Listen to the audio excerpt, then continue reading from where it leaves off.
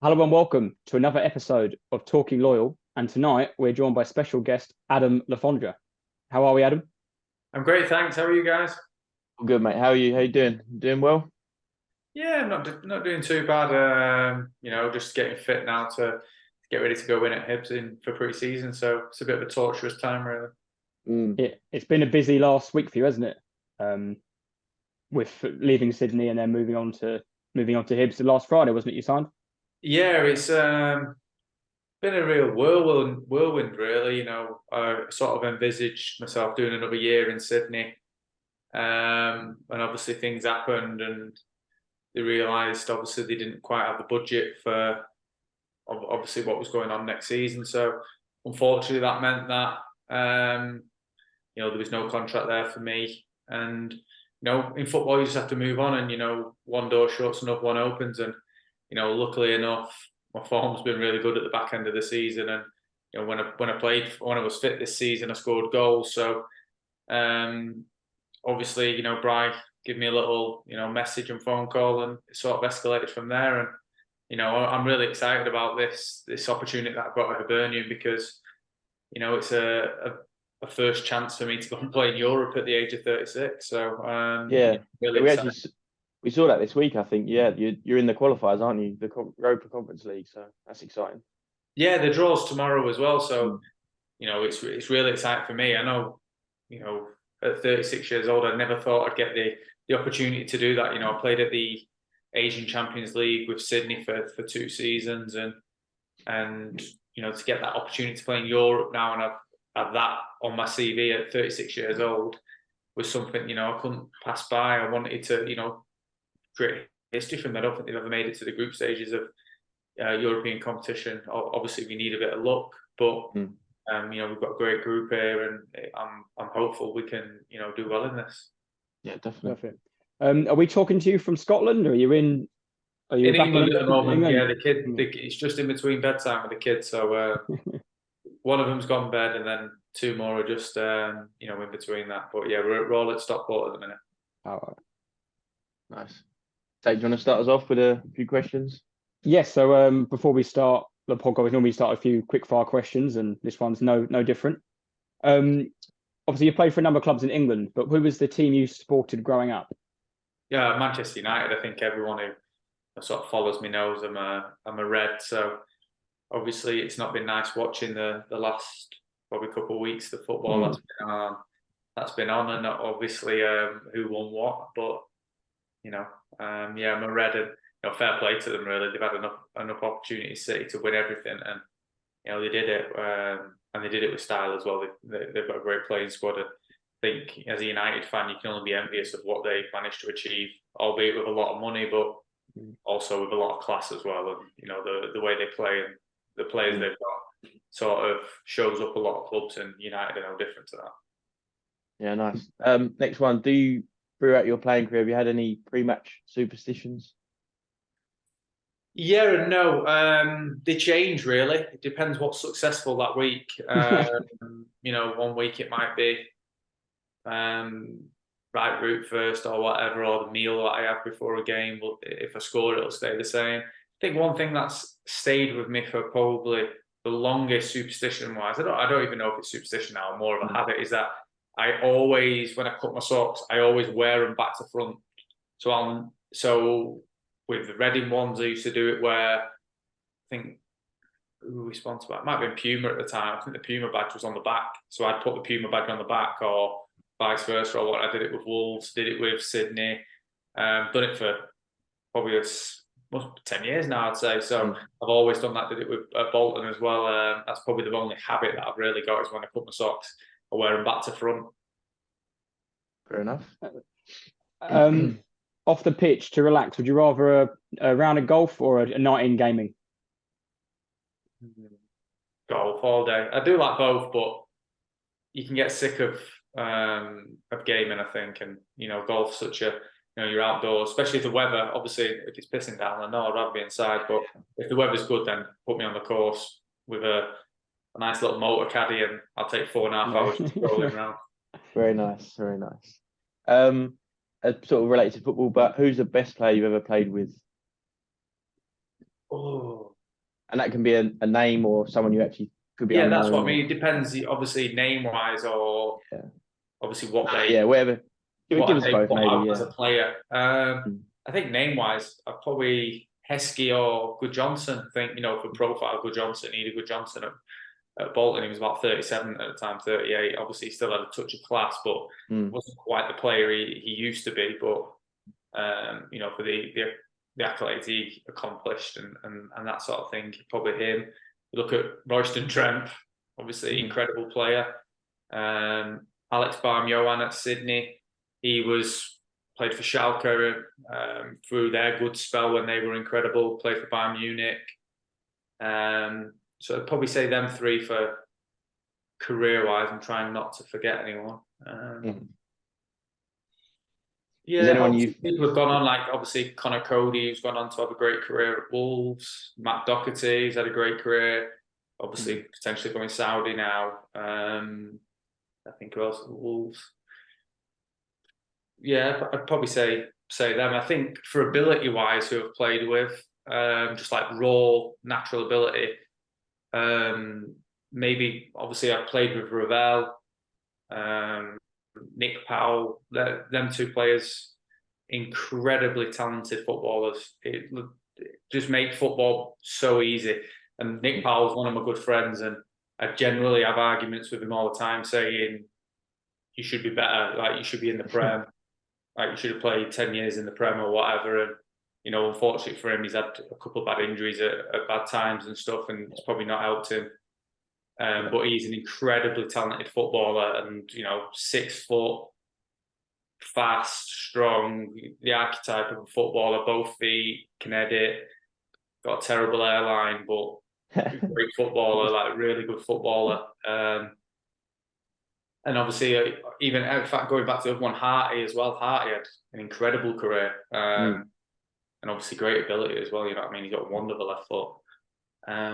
It's hard to say. Like obviously, GMAC, like for me, the connection I had with him was, I've probably had it few and far between with players I've played with who've complemented me so well. And I think for that season, and more so in 13, 14,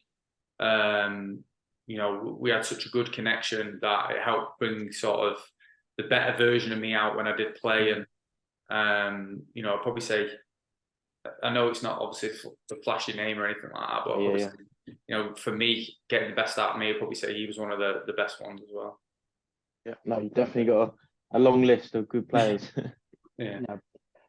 You've played nearly 700 games. Have you got one favourite that sticks out?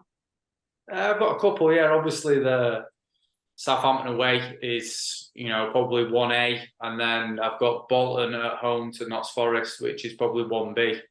And depending on what time of the year and what day and what the weather's like and who I'm talking to, you can switch them around. And they're the two standout moments of probably my career, in just obviously me impacting the game, what the game meant, obviously scoring as well, and just the entire atmosphere of the evening or the day. The scenes in the fans, them sort of things. Probably them two are probably clear of more or less anything I've done in football. We get even individually, like whatever I've done individually, them achieving them two games are, by far and away some of the best things I've ever done on a football pitch. Yeah, I heard you speak about the Bolton game on a podcast the other day. With I think it was a Bolton fan you're on with, and the sound, like, it sounded incredible. Was it 3-2 in the end? 1-0, 1-2-1, 2-1, and then the winner in the last minute, wasn't it, to stay up? Yeah, it was incredible. It's more like the lead up as well. We played Burton the week before, and we could have got ourselves out of trouble, and we got slapped up 3-0. So we pretty much looked relegated going into the game. I wouldn't say we were defeated, but there was like an air of let's see what we can do. But everything's against us here, because I think Burton were at maybe Preston. I can't think who Barnsley were playing someone, or Barnsley were at Preston, or whoever. They had two pretty hard games, both of them. And obviously the results are flittering through to you, and we went 1-0 down, and the place sort of deflated. And then I came on, scored, just like everything just blew up. The whole stadium was incredible. Then they went 2-1 up, then we just like deflated again. Then we get the 88th minute equaliser, and then we score in like the last kick of the game, which was incredible. I don't normally let my mum come to many games, but I let her come because it was a birthday. And good game. She's normally a Jonah, you see, so if we would have got relegated, it would have been her fault. But she managed to be a lucky charm that day. Just quickly, in those moments you're playing those games, obviously in that game you need to win. That's your focus. But do you realise what's going on with other games? Are you getting bits of information, or are you just focused and let's just play and win and go from there? Yeah, I think obviously starting wise, you don't really hear about it unless the gaffer can shout on and it get passed around. But otherwise, obviously if there's a big noise in the stadium, you can sort of hear that, and obviously in a break and play. But the general thing is you don't really hear too much, and you just got to keep plowing on. The best thing to do is winning it realistically, and of course. Put the pressure on everyone else. And for us, we did that, and fortunately enough for us, we managed to come through the goods at the end of the day. And like I say, it was one of the best moments I've ever had on a pitch. And I remember sitting down after the game with Jem, and obviously we've shared a lot of good moments together, and we just sat in the dressing room, and it was just surreal. We were just like, what the? It's just happened. Literally, we were just sat there like looking around like, oh my God, what has just happened? We just couldn't explain it. Like we both just sat there in disbelief, just couldn't explain literally what had just gone on like 2 minutes beforehand. And it was just incredible. Such an amazing, scene, and something that obviously all my kids were there as well, which is special for me because I got to share that with them as well. No, perfect. And one final question, which we'll answer at the end of the show. Yeah. You can have a little think about it. Yeah. You've scored over 270 goals, but which club has Adam Le Fondre scored against the most? In England? No, all throughout your career. So have a little think, and we'll answer it. Yeah. We'll answer it right at the end. Okay. All teams included, England, Australia, wherever. Right. Okay. I've got an idea. I don't think I've scored enough in England. So I know it's close with 3 teams, I think. Yeah, it is. Right. Okay. I reckon it'll be about 7 or 8, 7 and 6 or something like that. Tate's got the answers. No comment. Yeah. Goal scorer always knows. Well, like we said earlier, but a busy last week or so. With leaving Sydney last week, and then on Friday joining Hibs. Like you said earlier, but how does that come about? Is it through Brian McDermott? Obviously, you're close contact with him, or just sort of explain that little story. Obviously, towards the end of my time at Sydney, I sort of thought I was going to get a new contract. That's what was sort of told to me, and then it just became apparent right at the end that financially they were not in a place to offer me one, and probably not in a place for a couple of weeks to do that. So after that, it was sort of like, okay, it's time for me to sort of look elsewhere. And in the background, Brian had already sort of reached out to me after I played the Wanderers game and scored a header. In that game, he reached out to me after that game and said, wow, Alfie, you're still looking good. How are you feeling? I was like, oh, great. Yeah, I'm really good. Thanks. Then he just went, oh, can I call you? And I was like, sat up with my missus, and I was like, this is a bit strange. Like, I've not talked to Bri properly on the phone for 10 years, since Reading, obviously. So I was like, oh, okay.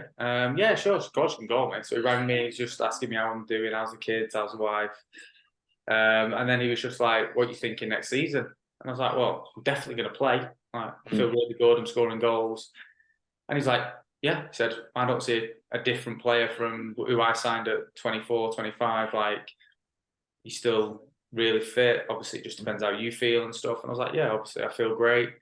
And he said, would you be interested? And obviously, I said, look, I'm trying to secure my future at Sydney. But if something does not sort of work out with Sydney, then, I'll be more than happy to sort of listen to your proposal and come work with you and Lee Johnson. And thought it's going bad. That's all right.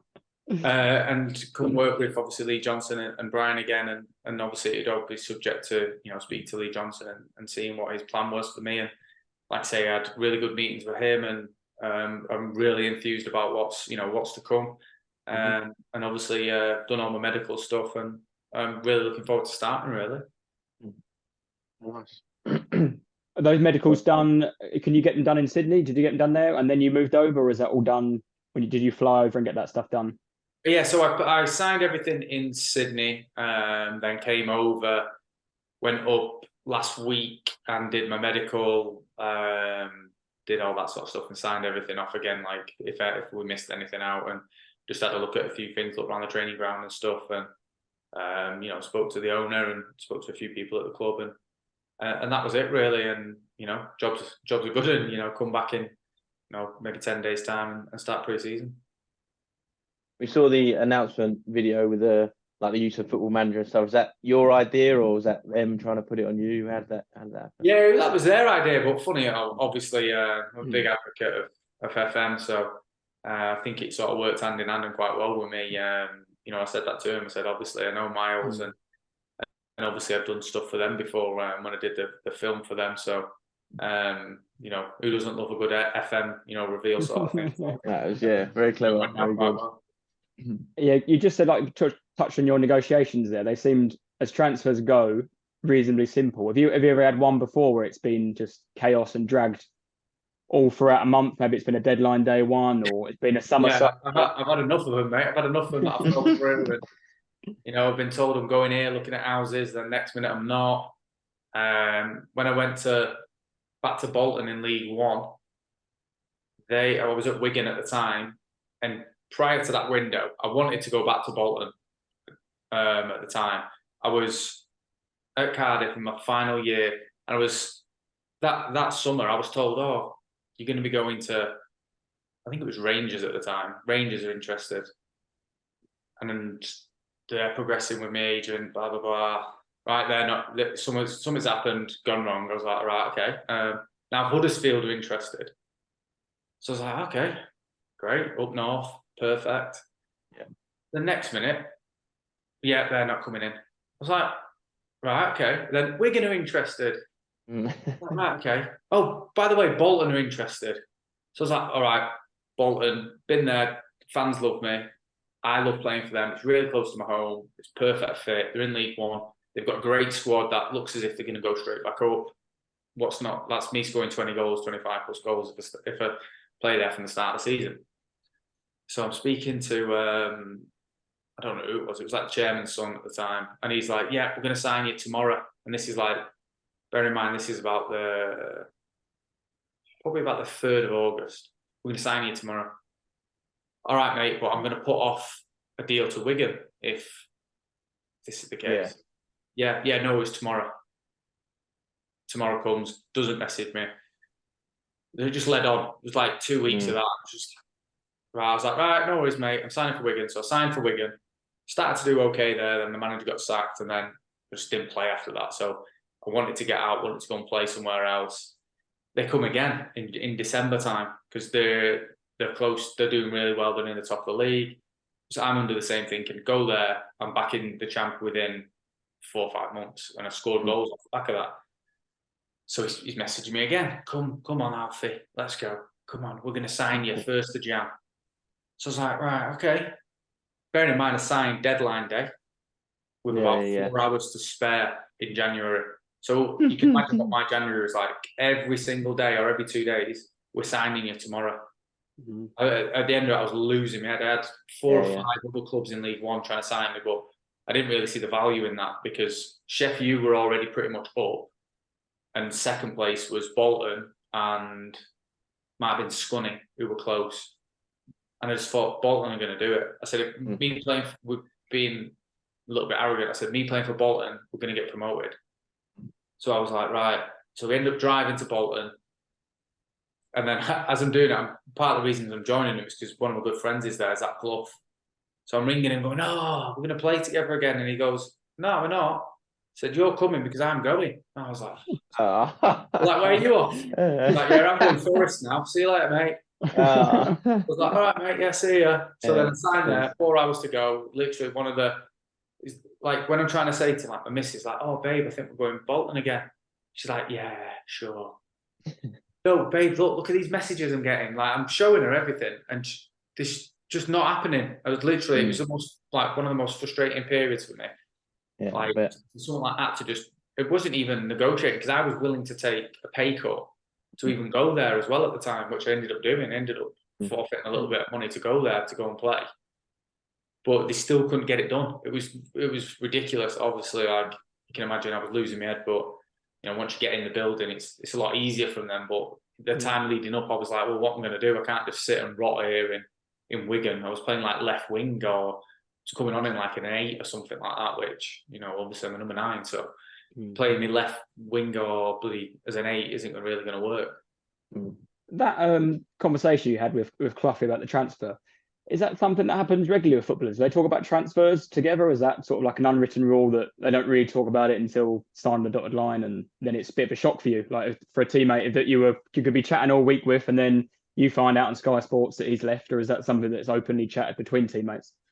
It depends on person, and like, you know, obviously different people do different things, but you know, I think if you're close to someone, they generally want your advice and will talk through things with you and sort of tell you what's going on, and you sort of go from there. Really, I think that's normally really if you are close to someone, but obviously if you're not, then and you're a guarded person, they're not really going to shout their mouth off forever. But sort of going back to the Sydney, when you initially went to Sydney FC, was it just like, oh, we'll just try it for a year? Obviously, Australia, Sydney, beautiful place. Or was you like, right, I'm going to go there. I want to be like you have done 3-4 years and turned into a fantastic player for them. Was that the plan, or was just like I said, a year sort of thing and see how it goes? I was just looking for something different. I felt like I'd just come out of staying up that season with Bolton and just felt like I'd gone a little bit stale. England was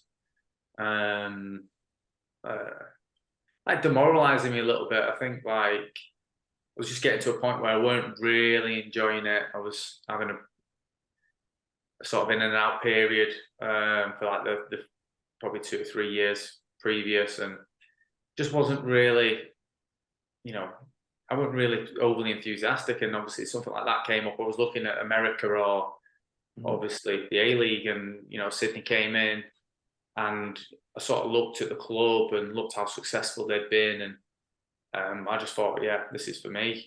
I went there, signed a 2-year with a year extra, looking to obviously stay there. I thought this could be a nice, you know, sort of crescendo to my career, really, and leave like a lifelong you know, legacy of, you know, goals and achievements. And you know, yeah, I had a decent crack at it. I did 4 and a bit seasons there. I had a loan spell away, and when COVID was on, and you know, really enjoyed my time there. It was really good, and I've really, you know, recommended it to most players who I speak to about going out there, because I think people get a little bit sort of stuck with the idea that, you know, the football in England is the be all and end all.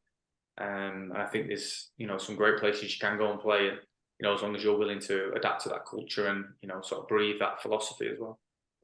You mentioned there about the MLS and the A-League. Would you say they're similar sort of standards? To be fair, I've not played in the MLS, and what I have seen, probably say MLS is probably a little bit further down the line than the A-League, but there's a lot of, you know, room in growth in both of them. I think you've seen with the MLS, they've managed to get their recruitment really well. Academies are working really well for them. They do a lot of business with obviously the South Americans, and turning them into, you know, they buy them for 5 or 6 million and turn them into 15-20 million pound players. So I think that's obviously how you make them sort of situations work. In Australia, you know, starting now to sort of focus a little bit more on the younger players and turning them into,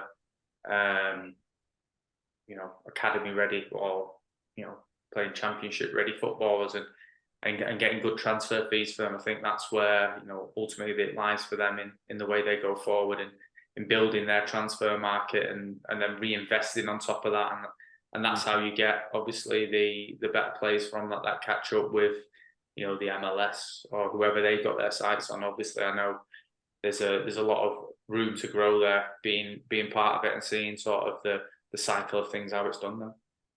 Yeah, you obviously, like you said, you went to Sydney. You're now currently just signed for Hibs. Is that obviously something about your personality? You're happy to give it a go anywhere. You're not fussed if it's England, anywhere in Europe, or obviously Scotland, Australia. Is that just something about you?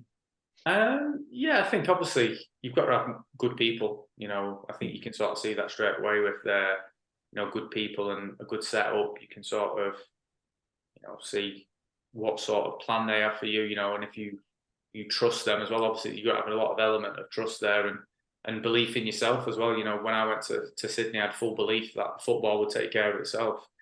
I had no dramas about what was going to happen on the pitch. It was more for me sorting everything out off the pitch that made on the pitch really easy. And Sydney were fantastic in that aspect. They were great with my family and my kids and helping me, settle really quickly.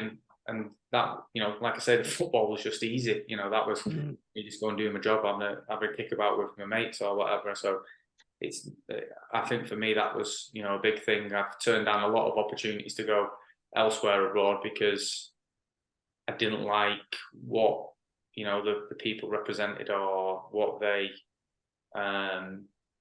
showed character-wise and in the way they dealt and stuff like that.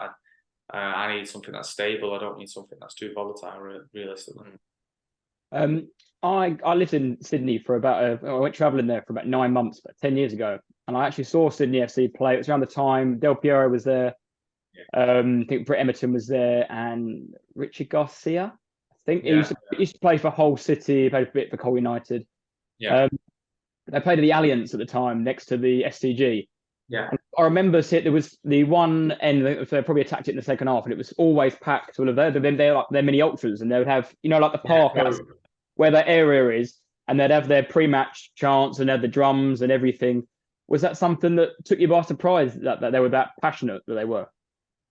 Yeah, I think obviously when I did look into stuff like that, I've seen obviously that they've got the biggest support group. I think it's them and Melbourne Victory who've got sort of the biggest group, but the Cove is, a great fan base. They really do, get out for a lot of games and travel all over the country as well. And obviously you can imagine the travel is very expensive, but you're very few and far between when you don't see Cove at the game. There's always some sort of form of representation of them, and they really do pump the atmosphere, especially at the home games as well. And obviously in the big derby as well, they're always really boisterous and vociferous. Yeah, that's what, like you mentioned it briefly about the away fixtures and stuff. Obviously, it's probably very different in Australia. It's such a large country, but yeah, it's like you said, they obviously still travel, or there's still fans everywhere, I suppose, in the country and support you.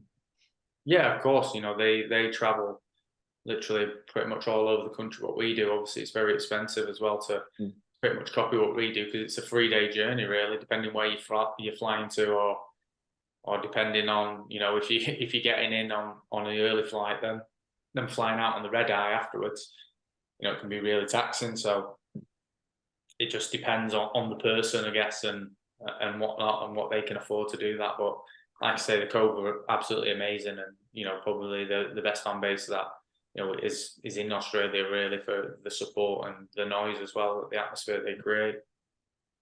How was it living in Sydney as Sydney FC's number 9, their main striker? Obviously, you hear horribly bad stories in England about the press, and being a footballer, you don't get any peace. There's always pictures taken of you and whatnot. How did you find it over there? Were they more relaxed, just let you get on with your life, or?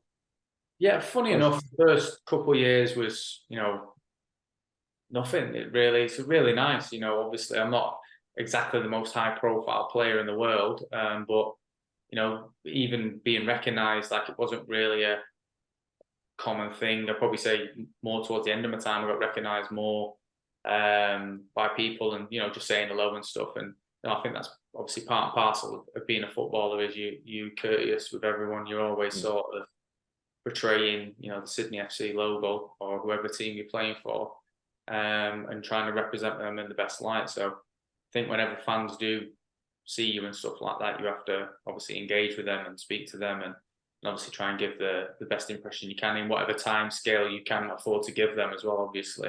But press-wise, it wasn't really, they're not really the sort who hound you, especially not the football players. They're more after the AFL and the NRL because they're more the naughty boys. Did you get into that much? Did you watch any of that, or did you follow? Nah, any? that's not for me. That anything that's not a round ball is not for me. Yeah, that's fine. That's similar to me, to be fair. Any like I said, any other sports? Cricket? Yeah, I don't mind a little bit of cricket. Obviously, I played at the SCG in my first season, so that was, very surreal moment. Yeah. Playing there, so it was incredible, really.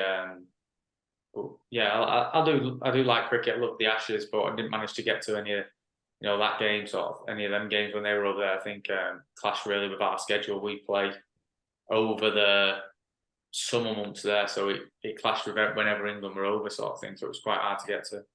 Mm. Yeah, on your time in Sydney, I think, was it Tate, you become the second all-time Sydney FC scorer? Yeah. Yeah, I finished second. I think I managed to get in front of Bobo, who was just before me when I joined. So just a few off Broski, who's pretty much regarded as the GOAT at the club. So would have liked to have caught him. Had a couple injuries last season, just gone in the season before, which probably took that chance away from him, obviously. But that's life. I can't grumble with what I did achieve there and the goals I did score, because I'm really pleased with that, and I achieved a lot of good things there as well, winning a couple of championships and a premiership there too. Yeah, like you just make 73 goals. I think it was 120 odd appearances. Like you said, you won 2 championships there. You said this fantastic. You'd have taken that. Would you have taken that up when you'd signed? Yeah, definitely. Obviously, I would have preferred more goals, but obviously beggars can't be choosers. So I'd obviously, really happy to get, 2 A-League grand finals wins, lost 1 grand final, 1 semi-final. Not a bad, obviously reckoning really. Potentially we could have gone further in my last season as well, but we had a red card in the last game, which sort of changed the way the game sort of panned out. But that's life, that's football. It's always sliding doors moments, and like you say, I would not change anything that I did there for anything. I had a great time, met some great people. The staff were fantastic. The club were amazing with me, and I did pretty well. So I can't really grumble. Yeah, and on that, you're now the 7th all-time A-League scorer as well. So yeah, obviously goals is one thing you definitely know how to do. So yeah, I didn't even know that one, to be fair. Yeah. So, Yeah.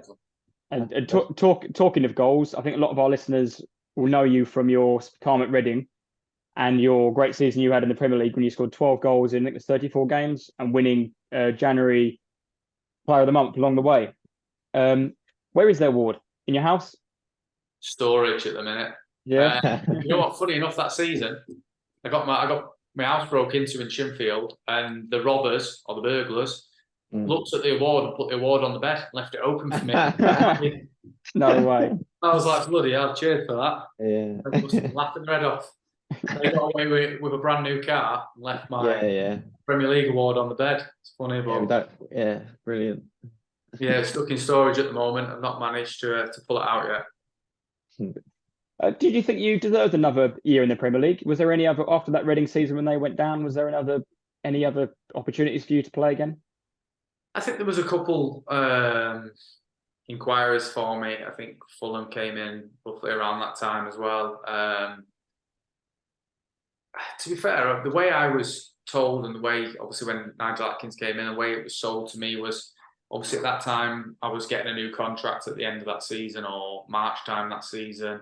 Obviously Brian got sacked, Nigel Atkins came in. It was, I think for all the candidates, I think at the time I was really enthused at working with him because he did great things with Billy Sharp. So, I think obviously Billy's not too dissimilar to my stature and type of player. So I thought, oh wow, this is really gonna, be fortuitous for me. I've got great wingers here. So this is going to be, a great system for me to play in. And he came in and was like, yeah, you're going to play next season. You're going to score goals.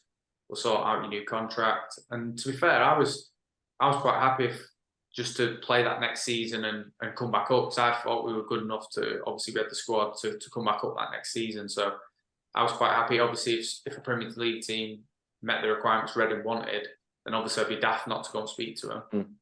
But obviously at that time, I don't think anyone did. And I wasn't going to go in and kick up a fuss because they said there was a new contract coming. So I was like, okay, yeah, great. Let's sort of roll with that and go into next season. And obviously obviously, later down the line, it sort of comes out what's sort of happening and financially where they're at. Yeah. In that, just a quick question on that season, was there a team or a player you thought, bloody hell, this is the real Premier League stuff? Like this is really tough. Yeah, I think remember the Chelsea game away when we lost 3-2, I think. 4-2. 4-2, sorry. 4-2. Hazard in that game. Really? Oh, yeah. God, I've never seen anything like it. His lower half was so big. I was like, oh my God, I'm a little stick compared to him. I was thinking, oh my God, about getting the gym rapid because easy. And then we played Arsenal at home when we got beat 5-2. I think I scored Cazorla in that game. Got a hat-trick, didn't he? I was like watching him. I was just like, oh my God. He's so technically good. He's taking the mick and he's not hardly running. Just both foot taking the mick, just manipulating the ball in ways that I didn't know was possible. And obviously, like there's the obvious ones: David Silva, Michael Carrick, Rooney, Van Persie. I'm about a bit of a fanboy here, but like Aguero as well. Like I love Aguero. Yeah, babe. This is making me drink water. Aguero, Torres, the sort of players who like I idolised watching them sort of 5 years ago when I was in League Two. You watch one match of the day or whatever, and you're like, bloody hell, I'm rubbing shoulders with me, I'm shaking hands with me. And now you're playing the same pitch, Yeah. That's what I was thinking. Like you're a professional footballer, you made it to the Prem, you're obviously a brilliant player, and then you're looking at Santi Cazorla, Torres, and you're thinking, how the hell am I getting close to these people? Like, thinking we're on the same planet, but yet so far apart. It's it's incredible when you see them sort of players up close. I think Mata as well in a home game. Obviously, I know we came back in that game, but he was a joke in that game as well. Did you swap shirts of any of them players that you just mentioned there? I wasn't really a big shirt swapper. I did it with my friends a lot.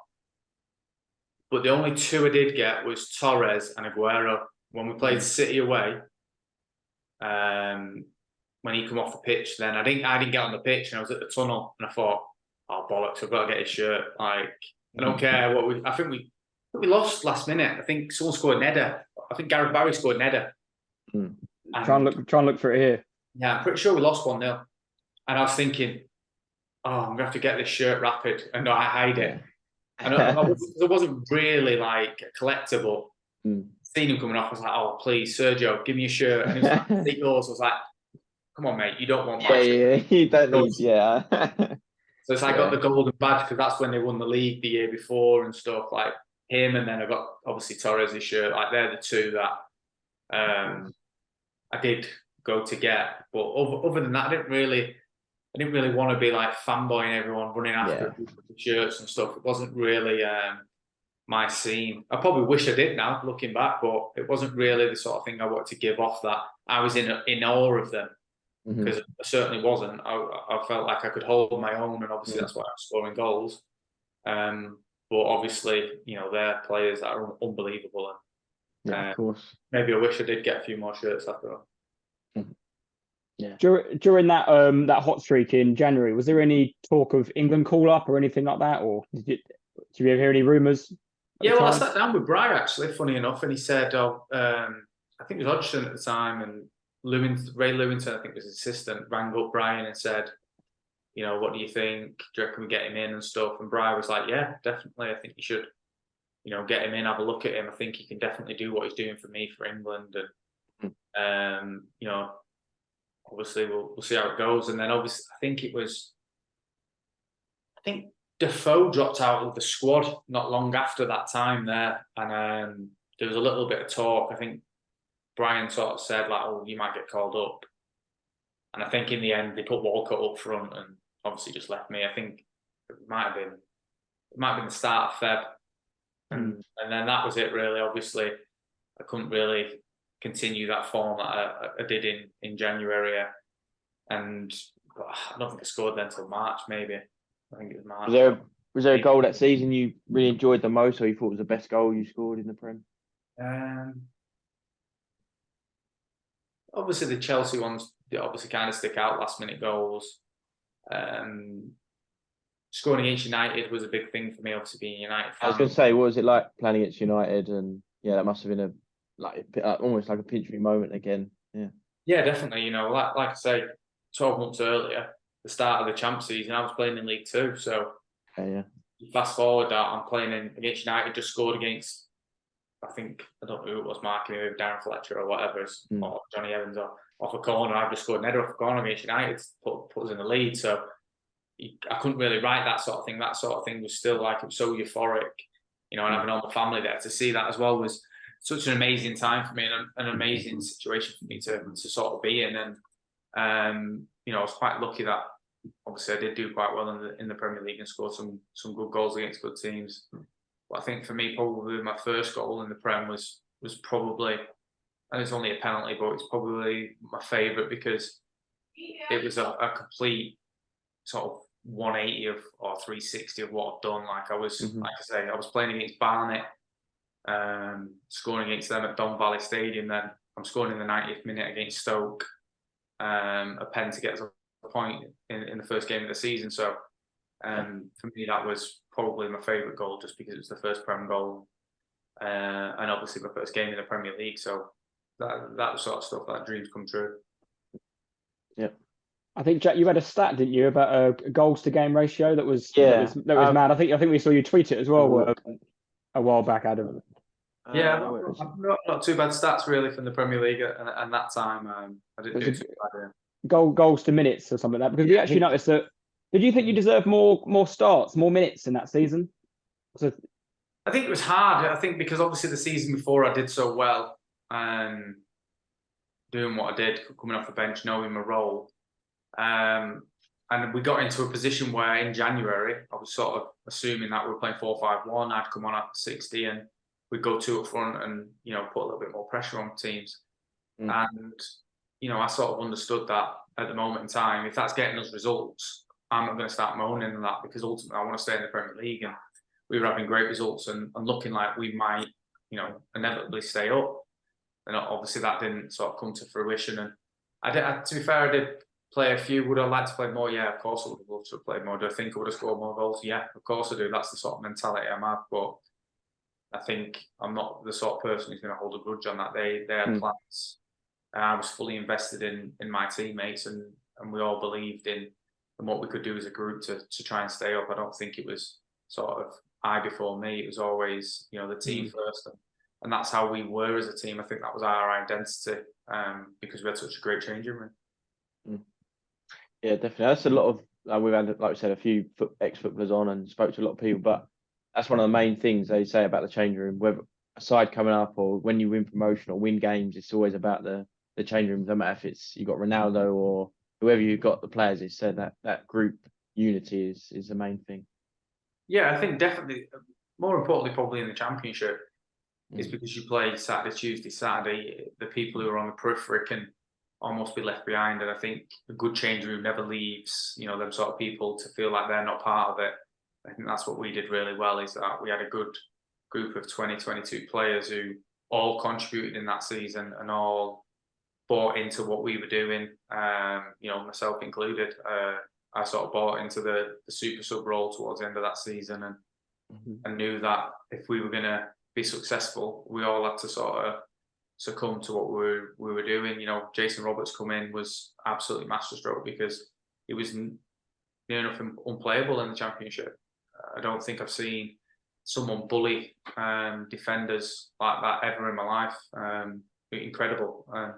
And obviously with him and Noli, we're causing a bit of murders for 60 minutes. And, you know, if we needed a goal, Brian throw me on and we'd sort of pile on, and lucky enough the sort of chances fell to me and I managed to put them away. And, you know, I think that's sort of how we sort of all understood our roles and groupings as players. We knew that when we were called upon, we had to be ready and willing to do whatever it takes to win. And I think, you know, that sort of epitomised our sort of group, that we had the never say die attitude. We'd always keep running till the 95th minute. You know, we'd always try and claw something back. And, inevitably we'd always sort of score late goals as well. We're pretty renowned for that at that time. You touched on there, obviously the team cohesion was a great factor at Reading. Was there one manager that you played under that really brought out that amongst you thought he was like really good at that? Yeah, obviously Brian. That's where the sort of the best changing room I've had. Obviously, I had a really good changing room in Sydney that I've just left. Unbelievable. Some great characters, really good group of people. Manager was really good with that sort of thing as well, and you all sort of, honest people. You bought into everything, and that's what you need. Obviously, if you're going to be a successful team, you have to have every facet of the game sort of covered. And I think with Brian, he did that. He knew how to manage all the people correctly, and him and Gibbo were fantastic in that aspect, where he kept everyone sort of even keel. If you weren't playing, he'd always be speaking to them and saying, "Look, just be ready. You're part of the group, etc., etc." And I think that's what you have to do. You have to, play with people's egos a little bit and stroke them if they need stroking, or take them back a step if they're not sort of contributing the way you want them to. I think that's where he was fantastic in that aspect. And like I say, the previous club at Sydney as well, they had a very similar thing. And even at Bolton, I had a great group of people there, great core of senior pros. And when we got promoted to League One, from League One to the Championship, we had great pros in there. And we you sort of drive the standards, and you're an extension of the manager, and that's what you've got to be, and you're all pulling in the right direction. And I think that's what, for me, Brian was fantastic at. Like I say, Steve Corica at Sydney was great as well. Perfect. Well, coming to an end shortly, but we'll just talk about some stuff outside the pitch. Obviously, a keen golfer. Is that something you've done throughout your career? Was that something you picked up in sunny Australia, or how did that? I picked it up in Reading. Funny enough, my missus said, "Get off the PS3." Would have been at that time. Spending too much time inside gaming, so she said, "You need to get a hobby." So I took up golf at Reading. Started where's the training ground now? Where's it called? Bearwood. Not the lake. I did play the lakes, but there was another golf course that took over, and I started learning there at the 9-hole course, and then sort of just addicted to it really. Would you with the lads at Reading? Do you have a particular group you go out with, or? Yeah, I'd always play with Hunty and Feds. Feds would always get us on Bearwood Lakes, and I'd go and smash all the balls in the trees in the water. But it's amazing. Like, it's such a great day there. Like, their course is one of the best courses I've ever played as well in England. Just so good, and to get on there, it was great. Me and Feds would be, and Hunty would more or less always be on there as well, which was unbelievable. Like I say, it's to learn to play on golf on a course like that. It's not very good if you're a learner, but seeing it it's just unreal. When you're out in Sydney, did you play a bit, or was that? Yeah, I did. Yeah, I played a fair bit over in Australia. There's some amazing courses there. There's obviously New South Wales. I didn't actually get a chance to play the Lakes, which is an amazing course as well. But I played a fair few really good courses over there, and like I say, the weather's unreal there. So probably 300 days of the year it's sunny, so it's almost ideal golf conditions. Yeah, definitely. All year round, apart from when it's 40 degrees. Exactly. Yeah. And when you go up to obviously Edinburgh, when you're playing for a burn, you fancy a few links courses up there, or? Yeah, I've already started looking at a few in. Have you? Yeah, I've already earmarked a few, and spoke to my mate. Obviously, I spoke to Jem Carrican, who's sort of knows a couple of lads up there, and know there's a good golf school up there. So, sort of tag on and see what courses we can get to play up there as well. Yeah, definitely. You might not have the hot weather that you had in Sydney there, so different challenges. Yeah, definitely a different contrast for sure. I think I'm probably a little bit colder than Sydney, but I'm ready for it, and quite know what it's going to entail. I know that there's no sunny Bondi or Manly, Balmoral coming around the corner. Believe me.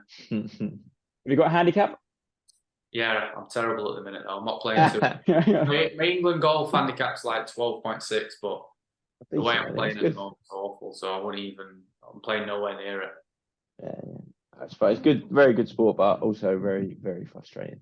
Yeah, Yeah. Jack, you play a bit of golf, don't you, Jack? Yeah, I'm that- I'm a mid to high 20s. I hack it around, as you say, but yeah, we'll give it a go. We'll give it a go. Yeah, to be fair, I'm hacking it at the moment, mate. Believe me. I have to go for a lesson today just to try and sort some things out. Yeah, good. Very good. Perfect. Right. You got any more, Jack, or should we close on the teaser? I think, yeah, end on the teaser. Yeah. So, as we asked at the beginning of the show, Adam, who have you scored the most goals against? Which club? Right, it's either Brisbane, Central Coast,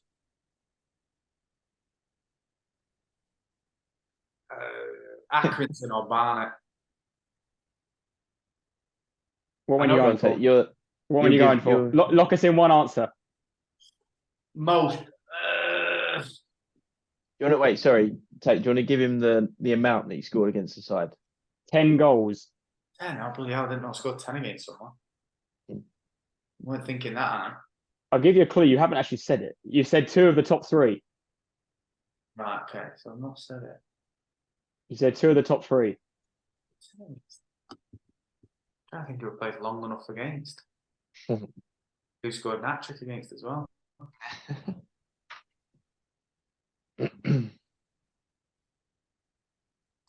Oh my God. In England or Australia? Australia. Unless these stats are wrong, I'm talking to the person who scored the goals. You should. Okay. Who scored goals? Can't be Adelaide. 10 goals. Against Adelaide? According to transfer market, 10 goals. 9 versus. I know I've scored a lot against them. I've scored near enough every time we played at Cooper's against them at their stadium. 10 versus Adelaide, 9 versus Central Coast Mariners, 8 Barnet, 8 Melbourne, and 8 Brisbane Roar, is it? Yeah. And then 8 Action Stanley. I knew they'd be close with I knew who the English ones would be. You scored a hat-trick against both of them. Yeah, very good. Very good. Do you keep all your hat-trick balls? Are they in storage? They're in storage as well, though, so they're a bit deflated at the minute. They need a bit of TLC. I don't think I'll even see the signatures on them anymore. No, that's perfect. No, thank you very much, Adam or Alfie, for coming on. It's been appreciate it. Yeah, really good. Really enjoyed your time, and obviously, it's been really busy and busy last few weeks for you. But I really appreciate you giving up the hour tonight to come on the show. No worries. Thanks very much. It's been enjoyable. And I hope you enjoyed. I hope you enjoyed pre-season. Is it 2 days' time? 27th I go up. I'm a little bit later in than a few of the other boys, so I'm coming on the 27th. So I'm looking forward to it. Like I say, got to get my get myself going and make sure I hit the ground running really and hopefully score a few goals. No, perfect. Yeah, definitely. We'll definitely best of luck with your move. Yeah, and we'll definitely be keeping tabs. And good luck. Yes, thank you. Thank you very much. Thank you very much. Cheers. Thank you very much. Cheers.